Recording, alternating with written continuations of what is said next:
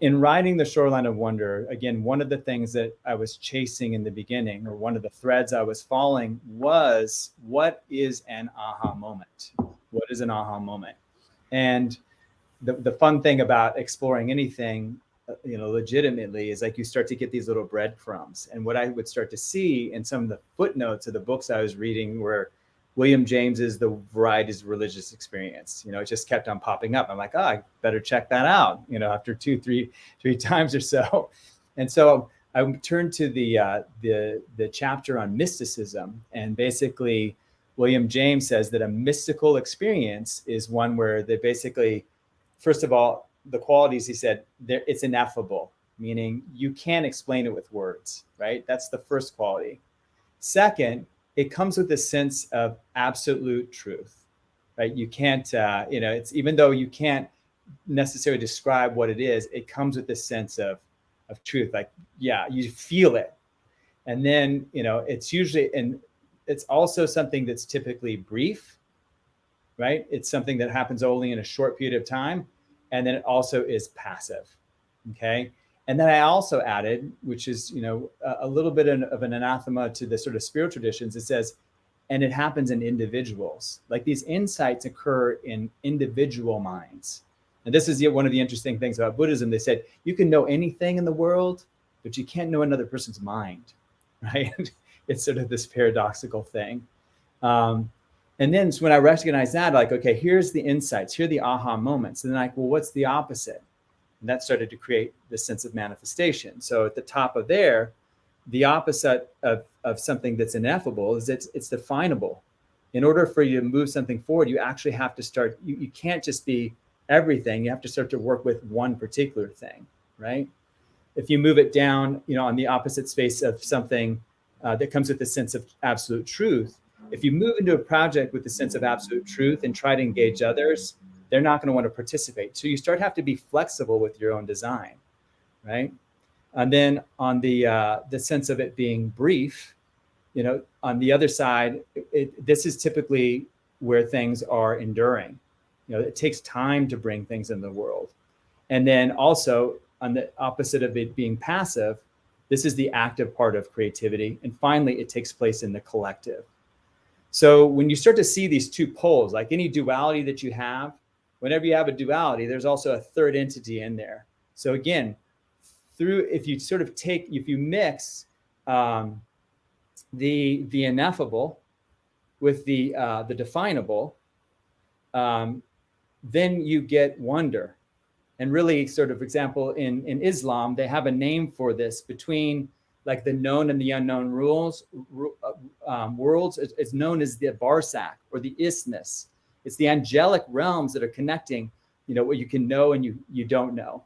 And then same thing between something that comes with this sense of absolute truth and something that needs flexibility. That's that quality of wonder, where you're chewing on things. Same thing with patience, same thing with flow, and same thing with love, right? Those are all elements that sit in the middle between these extremes over there. And so that's when we talk about the razor's edge, you're really talking about dualities that people find themselves in. It's either this or that, right? It's either male or female. It's either black or white. And so those dualities can be helpful on some levels, but when we sit with something over time, often it changes into something entirely, usually something that kind of transcends and includes those other dualities, which is, that in and of itself is a magical thing. And so there's so many practices that and it's how to say that the mind itself likes to kind of sit in dualities, especially these sort of days with this sort of the polarization going on and the algorithms that sort of try to put you in this bucket and not that bucket, and then get these buckets kind of fighting with one another. I would say that most of the practices that are so important all have to do with doing what we can to step out of our conceptual mind as, how should I say, step out of the mind is the sort of the ruler, and more into the place where the mind is just, it's helping us to stay organized within time.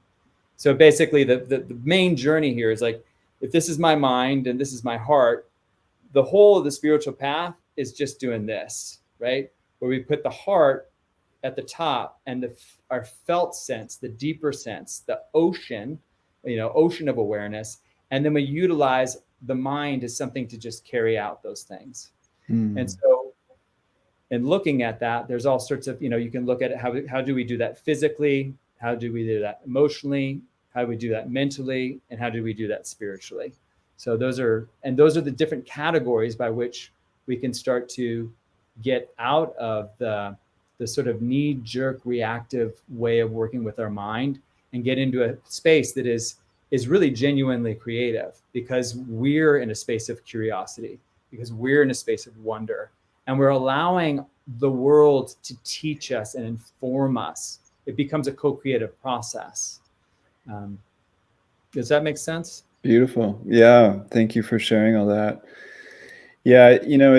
With mindfulness, we talk a lot about how with mindfulness, we're noticing the way things are in your moment-to-moment experience without judging it to be good or bad, right or wrong, or getting caught up into that, duality of judgment, but rather to soften judgments and sort of replace it with that sense of curiosity or investigation or openness, which can easily move into that wonderful territory.